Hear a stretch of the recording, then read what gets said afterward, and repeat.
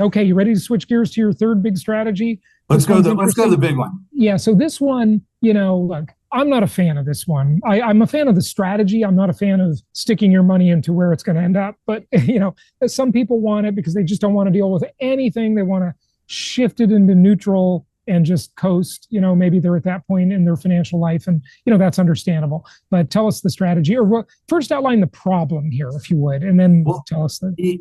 Yeah, so there probably are two different problems. So one problem with a lot of investors is they want to go passive. They don't want the active ownership. They've been working at it for years. They want to take care of the tenants and all the mess that goes with owning property. They're just kind of ready to say, hey, I want to offload that. The other strategy, and I'm going to kind of give you kind of a hybrid here. We get asked all the time, can we do an exchange into a real estate investment trust? So they're known as a REIT. So a REIT owns typically a diversified portfolio of assets. So they'll own, 100, 200 commercial properties of whatever asset class they like. So they're industrial REITs, they're apartment REITs, they're, office REITs, all sorts of different types. Short answer is you can't do a 1031 and get into a REIT because your share in the REIT is considered personal property. So the REIT owns real estate. But if you want to exchange into a share, that's personal property. It doesn't work. So I can't do a 1031 into a REIT to go passive or get diversification. That's kind of the scenario that we run into. In other words, no 1031 opportunity. The problem is you'd have to sell the rental property, pay capital gains tax, and then invest what's left over. And what we love about income property is we can keep trading it at full value throughout our life with the 1031 exchange. But Exactly. there is a way around this for a REIT. If you want to downshift into slow mode and get just a boring REIT, you can do it, right? So yeah, what I'm going to kind of do is I'll bring in a whole nother tax code section. So there's another provision in the code, and it's called Section 721. And what it is, it's something that REITs use, and it's where you can take your commercial property and you contribute it to a REIT in exchange for what are called OP units in an umbrella partnership. So it's called an UPREIT, umbrella partnership in front of REIT. So if I have an apartment building worth $20 million and my apartment REIT wants to take my asset, they want to acquire it, I contribute my $20 million apartment to the REIT. They give me OP units in the REIT, and the OP units essentially are the same as REIT shares. They track.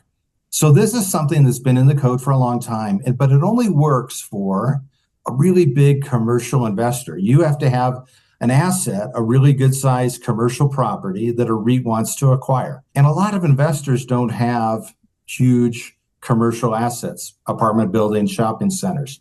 So that's in the code, and people use that on the commercial space. So what I'm going to share, Jason, is there's a strategy where the smaller investor can take advantage of that same strategy. So here's what you do. It's kind of called a two-step transaction. I do a 1031. Let's say I'm in California and I got $1 million rental house. So let's say it's free and clear. Step one, I get a buyer for that, and I do a 1031 exchange into what is called a Delaware Statutory Trust, called a DST.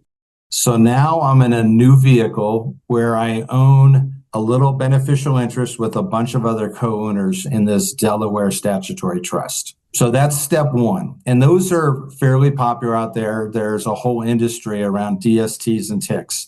So the reason I do that is I want to go fairly passive. And we could talk about them. They're so let's explain this a little bit.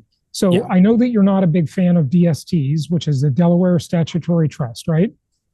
Well, I think there are a lot of fees associated with them. There's some positives, but there's some negatives. There's a lot of fees associated with them. Got it. So it's high cost to do it. And then you also mentioned TIC, which means tenant in common. Okay. And TICs were very popular about 20 years ago. They were all over us trying to get us to promote them to our clients. We never did. Right. We didn't like the TIC vehicle very much, but that kind of blew up because the IRS had a determination on the TICs, right? Just for a little history here.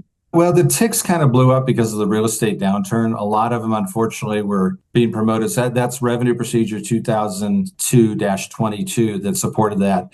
So the TIC vehicle is a way to do it. What happened, though, is with the downturn, a lot of people went into TICs and they weren't suitable and they had capital calls. So now you got grandma who thought she had a passive investment.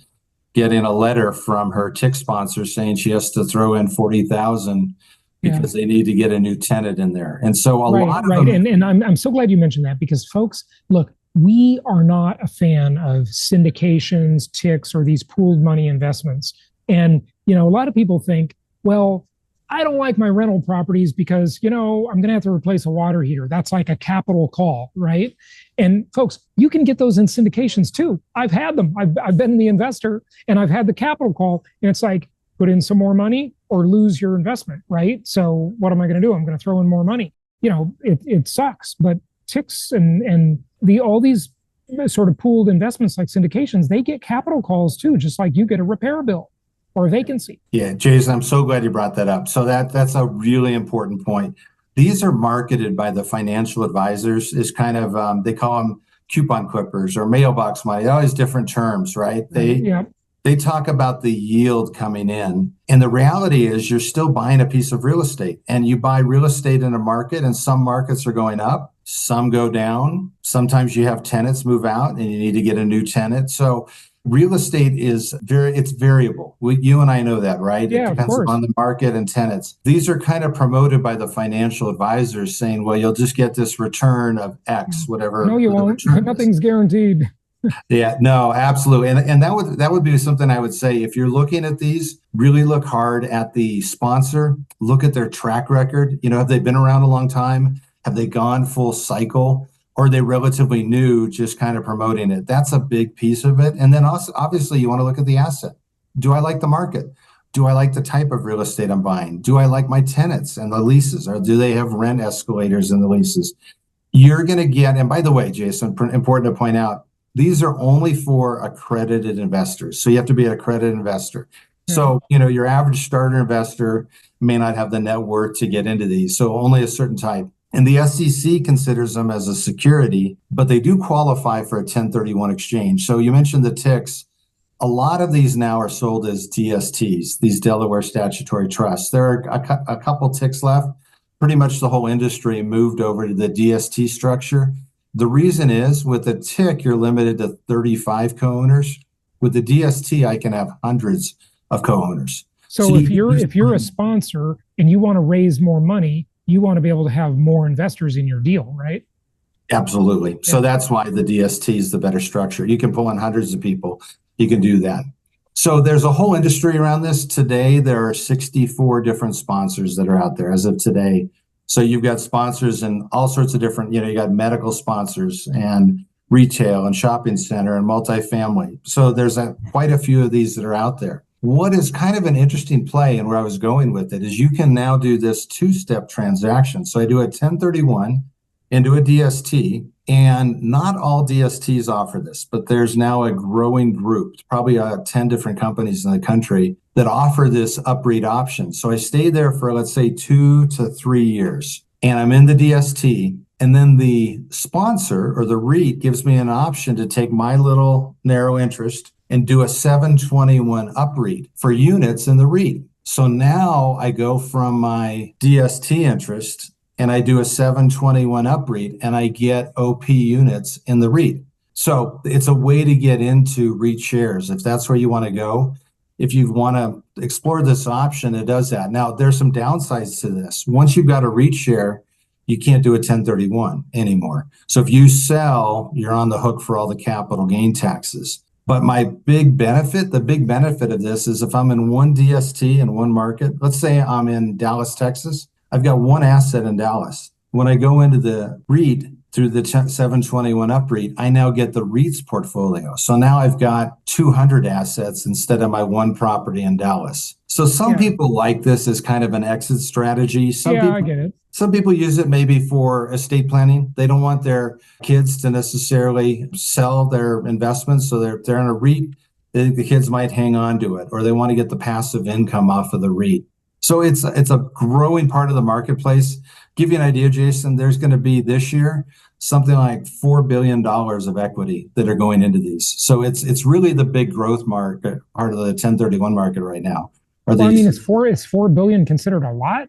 Compared to what? I mean, compared to the overall size of the real estate market, that's like pennies. But what do you mean? it's pennies, but I'll tell you, it's becoming a real attractive option because so many investors, they've got all this gain. They don't want to pay the taxes ever, right? They'd be killed with taxes, but they want to go passive. They don't want to manage it, Yeah. and they don't necessarily want to buy maybe a Right. triple. But just remember, Scott, my theory is there's no such thing as a passive investment. Even a bank account is not passive. Yeah. So I hesitate to use that word. But, I agree with you on that. There's a spectrum, right? Yeah, there's a spectrum of passivity.